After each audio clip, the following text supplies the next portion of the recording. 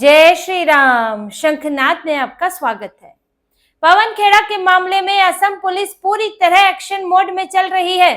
पवन खेड़ा से तो 18 घंटे पूछताछ हुई थी, 2 दिन उन्हें बुलाया गया, सुबह से शाम तक बैठाया गया, लेकिन अब कांग्रेस के दूसरे नेता भी फंसने लगे हैं। पवन खेड़ा ऐसा क्या बोलकर आए हैं पुलिस के पास, असम पुलिस क्राइम ब्रांच के पास, कि अब कांग्रेस के दूसरे नेताओं को भी बुलावा जाने लगा है। रणदीप सिंह सुरजेवाला कांग्रेस के सांसद, हरियाणा के नेता हैं, पार्टी महासचिव है। रणदीप सुरजेवाला को असम पुलिस ने समन जारी किया है और उन्हें पूछताछ के लिए बुलाया है। मामला यही है, रिनिकी भुइयां, हिमंत बिस्व शर्मा की पत्नी के जो फर्जी पासपोर्ट इन्होंने दिखाए कि यूएई का पासपोर्ट है, मिस्र का है, एंटीगुआ का पासपोर्ट उनके पास है और उनकी करोड़ों करोड़ की 50 करोड़ की संपत्ति है जो कि छुपाई गई है। ये सब आरोप जो पवन खेड़ा ने लगाए थे और जो पासपोर्ट गलत फर्जी बताए जा रहे हैं, अब इस मामले में ही पूछताछ के लिए रणदीप सिंह सुरजेवाला को भी बुलाया गया है। 23 मई को वो भी गुवाहाटी में जाकर हाजिरी लगाएंगे क्राइम ब्रांच के दफ्तर में। अब उनसे भी घंटों घंटों पूछताछ होने वाली है, क्योंकि कुछ ऐसा मिला है क्राइम ब्रांच को जिससे कि रणदीप सुरजेवाला तक बात जा रही है। जो पवन खेड़ा की 18 घंटे पूछताछ हुई थी, उसमें उनसे यही सवाल हुए थे कि ये जो कागज है, ये जो पासपोर्ट है, वो आप कहां से लाए? भाई ये तो नकली है, क्योंकि गृह मंत्रालय ने लिखित में दे दिया है। हिमंत बिस्व शर्मा बता चुके हैं कि हमें लिखित में मिल चुका है गृह मंत्रालय से कि ऐसे कोई पासपोर्ट नहीं है। अब यहाँ हमारा देश तो कह रहा है पासपोर्ट नहीं है। अगर आपको लगता है कि अपने देश से भी छुपा कर कुछ ऐसा बना लिया गया है तो सबूत लाएं, वरना तो ये फर्जी है। तो ये आपको मिले कहां से? तो पवन खेड़ा का जो इनका कहना था अपने को बचाने के लिए कि मैं तो पार्टी का प्रवक्ता हूं, मुझे पार्टी की तरफ से दे दिए गए थे, तो मैंने तो आके जी प्रेस कॉन्फ्रेंस में बोल दिए। यानी कि मैं नहीं लाया इन दस्तावेजों को, मुझे तो पार्टी की तरफ से बताया गया और मैंने पार्टी की बात पर भरोसा किया और यहाँ पर बोल दिया। अब लेकिन पार्टी में आपको दिए किसने? यहाँ अपने आप तो आ नहीं गए। अगर आप कह रहे हैं कि पार्टी में दिए, तो पार्टी में दिए किसने?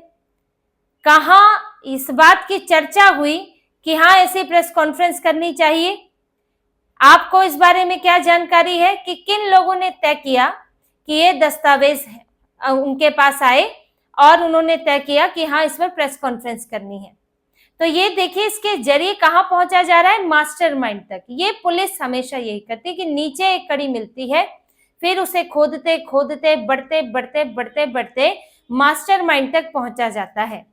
तो अब पहली सीढ़ी तो पवन खेड़ा थे, क्योंकि प्रेस कॉन्फ्रेंस वही कर रहे थे। अब दूसरी बन गए हैं रणदीप सिंह सुरजेवाला, जो प्रेस कॉन्फ्रेंस में भी नहीं थे, उनके पास प्रभार भी नहीं है, उनके पास कर्नाटक का प्रभार है।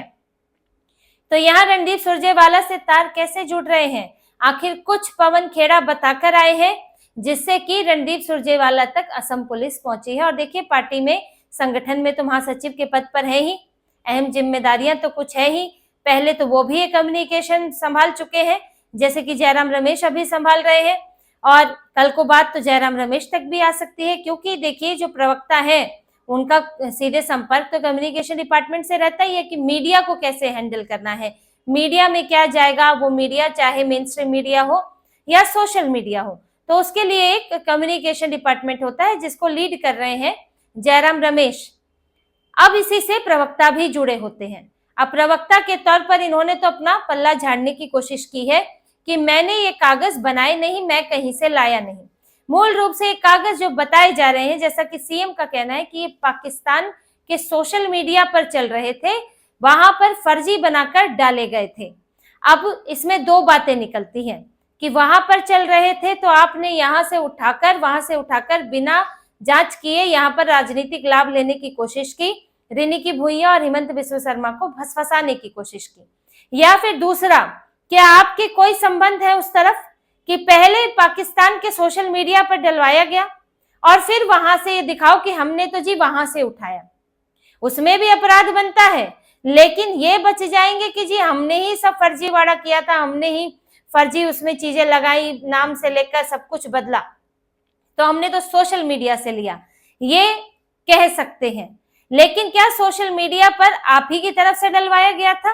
बैकडोर से एंट्री लेने की कोशिश की? तो इस सब की तो जांच होगी। अब रणदीप सुरजेवाला को भी जवाब देना होगा। सवाल तैयार उनके लिए है और जांच अब आगे बढ़ रही है तो आगे की चीजें उनसे पूछी जाएंगी।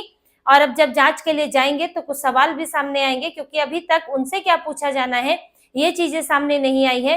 तो वो जब 23 मई को जाएंगे तो तब उनसे भी क्या पूछा जा रहा है, कैसे बात रणदीप सुरजेवाला तक पहुंची है, ये सारी बातें भी सामने आएंगी। फिर बात, अब रणदीप सुरजेवाला, ऐसा नहीं कि वो जा रहे हैं तो पवन खेड़ा का पीछा छूट गया है। पवन खेड़ा को 25 मई को फिर जाना है। फिर उनके पास समन आया हुआ है कि उनको असम पुलिस के सामने क्राइम ब्रांच के दफ्तर में दोबारा पेश होना है। और ये पूछताछ आप देखिए सुरजेवाला के बाद हो रही है, यानी कि 23 तारीख को सुरजेवाला जो जो जवाब देंगे उसके आधार पर जो नए सवाल निकलेंगे वो पूछे जाएंगे पवन खेड़ा से।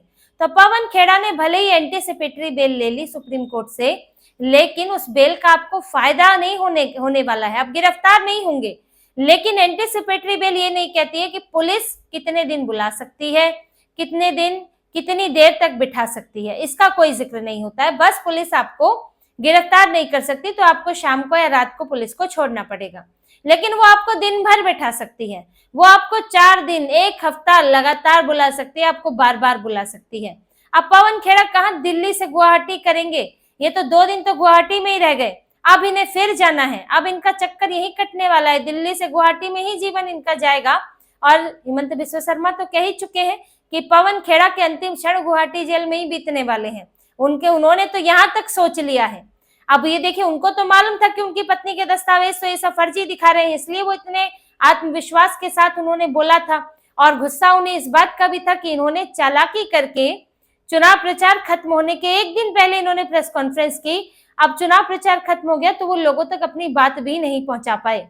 आप जगह जगह आप अपनी रैली करके, जनसभा करके आप अपनी बात नहीं बोल सकते हैं, तो ये इन्होंने चालाकी की, फायदा इन्हें कुछ हुआ नहीं। लेकिन हिमंत बिस्वा शर्मा और ज्यादा आक्रामक हो गए और उन्होंने पवन खेड़ा के पीछे जो है पुलिस दौड़ा दी और तुरंत शिकायत दर्ज कराई। पवन खेड़ा तो उसी दिन फंस गए थे जब हिमंत बिस्वा शर्मा, रेनिकी भुइयां ने, एक तरह से रेनिकी भुइयां ने FIR दर्ज कराई थी और पवन खेड़ा भागते फिर रहे थे, क्योंकि जो व्यक्ति आरोप लगा रहा है कि फर्जी दस्तावेज है, देखिए हमारे पास तो सबूत है बड़े बड़े, वो जाके FIR क्यों नहीं कराता है? आप कराएंगे ना, आपके पास किसी के खिलाफ सबूत है तो। रेनिकी भुइयां ने शिकायत कराई और अब पवन खेड़ा इसमें फंस चुके हैं। वो तो सबसे पहले बोलने वाले चेहरा तो वही है, तो सबसे पहले तो वही फंसे हैं। अब उन्होंने जो बोला है उसके आधार पर सुरजेवाला का नाम है, हो सकता है कल को गौरव गोगोई को भी बुलाया जाए, वो तो बैठे हुए थे बगल में प्रेस कॉन्फ्रेंस में ही। तो पवन खेड़ा और पूरी कांग्रेस की मुश्किलें बढ़ने वाली है और हिमंत बिस्वा शर्मा उन नेताओं में से नहीं है जो छोड़ दे। उन्होंने कह दिया और उन्होंने चुनाव के बाद, उससे पहले भी कहा था कि फिल्म बाकी है और अब मैं खेड़ा का पेड़ा बनाऊंगा, ये सब बातें वो कई बार बोल चुके हैं। और अब ये दिख भी रहा है कि जैसे अभी 12 मई को तो शपथ हुई है उनकी, शपथ के अगले दिन पवन खेड़ा को नोटिस चला गया। जब उनकी सरकार बन गई तो पवन खेड़ा को नोटिस चला गया, पवन खेड़ा की पेशी हो गई और उनको 10 घंटे बैठाया गया। और ये देखिए, ये जो जांच होती, पूछताछ होती, अच्छे अच्छे बोल देते हैं। आपको कहीं पर 10 घंटे बिठा दिया जाए जहां आप खाली बैठे हुए हैं, आपका दिमाग चलने के लिए छोड़ दिया जाए कि अब आप सोचते रहे वहां बैठकर, आपसे कोई आएगा 1 घंटा पूछताछ करेगा, फिर वो 4 घंटे के लिए आए, फिर कोई आएगा वो पूछताछ करेगा। तो ये तरीके होते हैं और उसमें आदमी जो है बौखला जाता है और कई बार कई लोग टूट जाते हैं, कोई पूरी तरह टूट जाते हैं, कोई 2 बार में, कोई 3 बार में टूटते हैं। तो इस तरह की स्थितियां बनती हैं, लेकिन उगल देते हैं अक्सर लोग, और कुछ तो पवन खेड़ा ने भी उगला है, उन्होंने अपना पल्ला छुड़ाने की कोशिश की है। अब इसमें सुरजेवाला क्या बताते हैं ये तो आगे अब जांच के बाद पता चलेगा, जो उनकी पूछताछ होगी। और ये बात कहां तक जाती है, कौन कौन मास्टरमाइंड है, क्या 10 जनपथ में भी इसको लेकर बैठक हुई थी, क्या राहुल गांधी को पता था, राहुल गांधी से पूछकर हुआ था, क्या राहुल गांधी ने कहा था? जैसे AI समिट में इन्होंने हुड़दंग मचाया तो एक एक कर पकड़े गए, इनके यूथ कांग्रेस के प्रमुख भी पकड़े गए और जो मेन कांग्रेस है उसे पीछा छुड़ा लिया। हमको नहीं पता जी, ये तो हमारे युवा नेता है, इन्होंने किया। अब इनको पता ना हो ये तो संभव नहीं है, लेकिन पीछा छुड़ा लिया ताकि कल को हमको भी पुलिस घसीट के ना ले जाए। अब यहाँ पर भी ये पीछा छुड़ा सकते हैं, पवन खेड़ा इनसे पीछा छुड़ाएंगे, ये लोग पवन खेड़ा से पीछा छुड़ाएंगे। लेकिन कौन कौन अब इस लपेटे में आता है, इस कांग्रेस में इसकी खलबली मची है कि हिमंत बिस्व शर्मा रुकने वाले नहीं है। अभी सुरजेवाला तक बात आई है, अब कितने लोगों को और समन के लिए बुलाया जाएगा, और जब जांच आगे बढ़ेगी, कुछ ठोस सबूत कुछ हाथ लगेंगे, तो हो सकता है कि इनकी कस्टडी भी मांगी जाए। लेकिन फिलहाल कस्टडी वाले हालात ही हैं। पवन खेड़ा को बार बार गुवाहाटी जाकर अपना चेहरा दिखाना पड़ रहा है और घंटों घंटों पूछताछ में बैठना पड़ रहा है। और इसमें एक और बात भी है कि इस तरह से फर्जीवाड़ा करने वालों के खिलाफ एक्शन लेना जरूरी है। ये सिर्फ मानहानि के मामले तक नहीं छोड़ देना चाहिए, जो अक्सर नेता ऐसा करते हैं कि मानहानि का मामला है, बड़े नेता तो फिर केस ही नहीं करते हैं। ऐसा नहीं करना चाहिए। जो बहुत कोई भी आके कुछ भी उटपटांग बोल देता है, इतने बड़े बड़े झूठ बोल देता है, उसे अंत तक जरूर खींच कर ले जाना चाहिए, ताकि सबक रहे कि अगली बार आप कुछ बोलने से पहले 4 बार सोचें और आपके पास कुछ ठोस हो तभी आप उस पर बोलें। यहाँ तो वरना अरविंद केजरीवाल जैसे तो शीला दीक्षित पर कितने कितने आरोप लगाए इन्होंने, आज तक ये कुछ साबित नहीं कर पाए, बल्कि अपने खुद भ्रष्टाचार कर लिए। तो नेताओं को भी खुद गंभीर होना चाहिए कि उनके ऊपर आरोप लगे तो उसे अंत तक जरूर पहुंचाओ। और अगर दूसरे मामले हैं, देश संबंधी मामलों में कुछ ऐसा कहा जा रहा है, तो उस पर भी कार्रवाई होनी चाहिए। ये सिर्फ कोई मानहानि तक के मामले नहीं है, ये इन झूठे बयानों के जरिए बड़ी चोट देने की कोशिश होती है, लोगों को भ्रमित करने की कोशिश होती है।